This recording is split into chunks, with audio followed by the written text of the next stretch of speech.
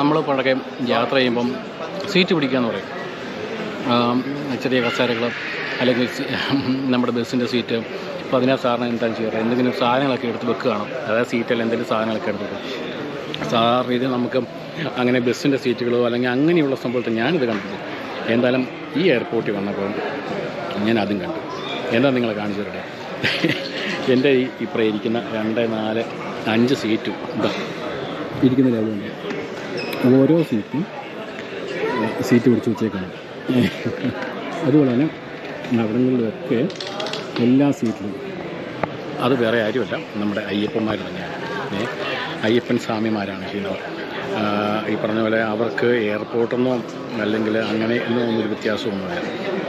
അവർ സത്യം പറഞ്ഞാൽ ഇവിടെ നിങ്ങൾ നോക്കി, ഇവിടെ അങ്ങോട്ടും ഇങ്ങോട്ടും നടക്കുന്നുണ്ട്, അവിടങ്ങളിൽ നടക്കുന്നുണ്ട്, സംസാരിക്കുന്നുണ്ട്. അതാ ബാക്ക് സൈഡിലൊക്കെ ഉണ്ട്, ഇഷ്ടംപോലെ അങ്ങോട്ടും ഇങ്ങോട്ടും ഒക്കെ നടക്കുകയാണ്. സത്യം പറഞ്ഞാൽ എയർപോർട്ടിൽ ഈ സീറ്റ് പിടിക്കേണ്ട ആവശ്യമില്ല. എയർപോർട്ടിൽ ഒരു സമയത്ത് സീറ്റിന് അനുപാതികമായിട്ടുള്ള ആൾക്കാരെ മാത്രമേ അവരവിടെ കയറ്റി വിടുകയുള്ളൂ.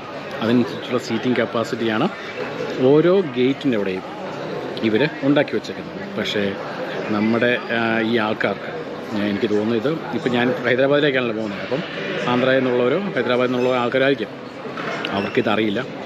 അതല്ലെങ്കിൽ എന്താണ് പറയുന്നത്, മലയാളികൾക്ക് പലർക്കും അറിയുമെന്നും എനിക്കറിയില്ല. എന്തായാലും ഞാൻ ഇത്രയും കാലം കുറേ വർഷമായിട്ട് ഫ്ലൈ ചെയ്യുന്നത് ഞാൻ ആദ്യമായിട്ടാണ് ഇങ്ങനെയൊരു സംഭവം കാണുന്നത്.